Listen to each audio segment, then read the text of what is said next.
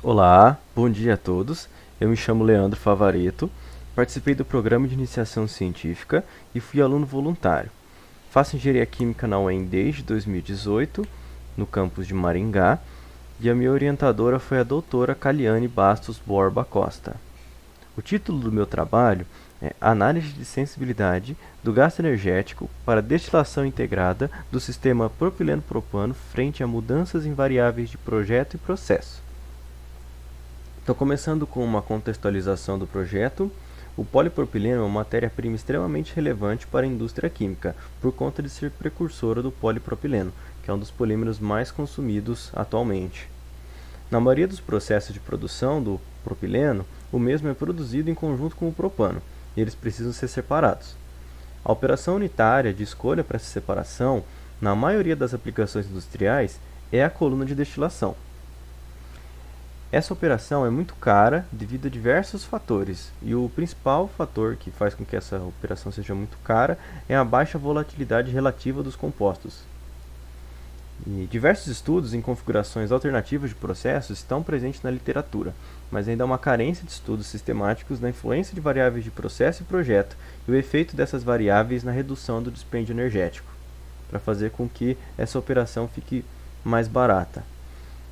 Então, o objetivo desse trabalho é avaliar a sensibilidade da redução do gasto energético, sem perder de vista a pureza dos compostos e dos produtos da coluna, frente a alterações em variáveis de processo e projeto em diferentes configurações para o fracionamento da mistura propileno e propano, por meio do uso do simulador de processo de licença gratuita DW5. Então, a primeira coisa que foi realizada nesse projeto foi a reprodução dos resultados dispostos por Dantas e que foram realizados no software Aspen Plus. E nesse trabalho foram realizadas 3 simulações. A simulação 1 é uma simulação convencional, onde a operação acontece em temperaturas próximas às temperaturas ambientes. A simulação 2 é uma simulação à pressão ambiente, e para que a operação possa acontecer, ela tem que estar em umas temperaturas abaixo de zero, por volta de menos 40 graus Celsius. Então essa destilação ela é acoplada a um ciclo de refrigeração com o fluido refrigerante sendo o isobutano. A simulação 3 ela ocorre a temperaturas próximas ao ambiente, de maneira similar à simulação 1, só que dessa vez com uma configuração de integração energética que é a recompressão de vapor, que na literatura é conhecido como VRC. Para que a gente possa fazer uma análise holística do consumo dessas utilidades do processo, estabeleceu-se um padrão de custo relativo entre o vapor saturado, que é utilizado no refervedor, a água de resfriamento, que é utilizada no condensador, e a eletricidade, que é utilizada no compressor. E esse padrão é a vazão de óleo equivalente. Essa vazão de óleo equivalente, ela nos dá uma noção de custo operacional relativo entre as utilidades, permitindo que a gente consiga fazer uma análise de sensibilidade com mais qualidade e com mais imparcialidade. Ao invés de analisarmos os quilowatts, a gente pode analisar os quilogramas por hora de óleo equivalente. Então eu vou apresentar um pouquinho de como funciona a recompressão de vapor. Aqui a gente tem uma configuração de recompressão de vapor retirada do Christopher e outros autores.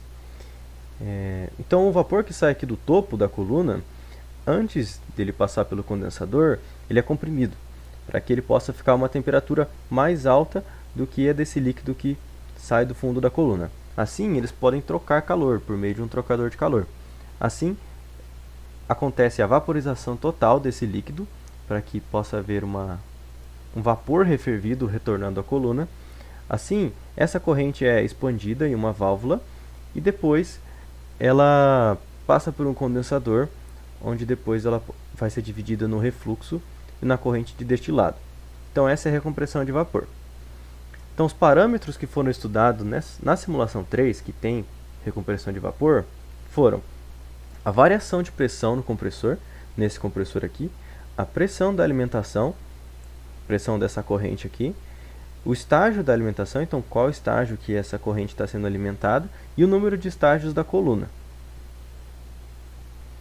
Os resultados que a gente pôde obter com esse trabalho foram: primeiro, uma comparação entre os resultados obtidos pelos dois softwares, entre o DW-Sim e o Aspen Plus, que foi uma diferença relativa percentual inferior a 4% nos dispêndios energéticos calculados pelos dois softwares.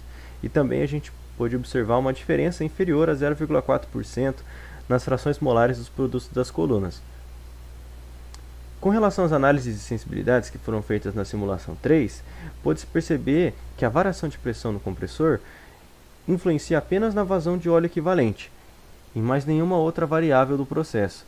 E observou-se que há um ΔP mínimo para que o processo seja possível, seja fisicamente possível.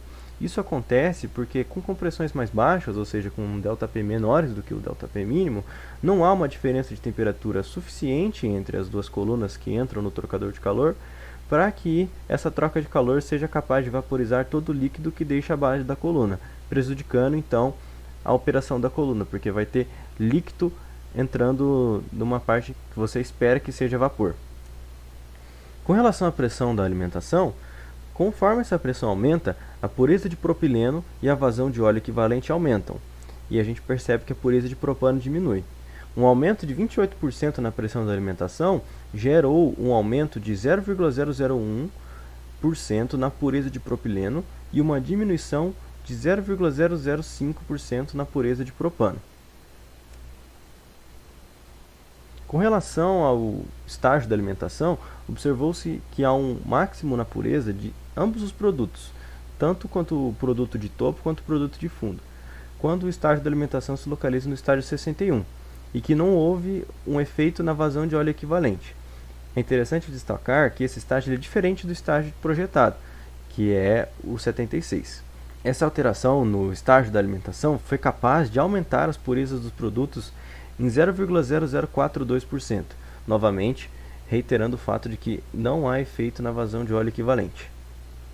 Por fim, conforme há um aumento no número de estágios da coluna, há um aumento na pureza dos produtos, sem afetar a vazão de óleo equivalente. Um aumento de 15% no número de estágios da coluna gerou um aumento de 0,0255% na pureza de propileno e 0,3132% na pureza de propano. Conclusão: a comparação entre os resultados obtidos pelos dois softwares demonstra que o DWSim é uma alternativa open source, ou seja, código aberto, viável em comparação ao Aspen Plus, fornecendo resultados suficientemente próximos. A análise dos resultados dos estudos de caso evidencia que em configurações de recompressão de vapor há um ΔP mínimo que minimiza os custos, mantendo a pureza desses produtos. Além disso, é possível aumentar a pureza dos produtos mudando somente o estágio da alimentação, ou aumentando o número de estágios da coluna. E essa informação é extremamente relevante nas situações de projeto de colunas, quando a coluna ainda não está em operação. Além disso, pode-se concluir que a pressão da alimentação não é um parâmetro interessante de ser variado, porque esse deve ser correspondente à pressão de operação da coluna. Os autores agradecem à UEM pela oportunidade de desenvolver o projeto no qual esse trabalho está inserido. E eu gostaria também de agradecer a sua atenção. Muito obrigado.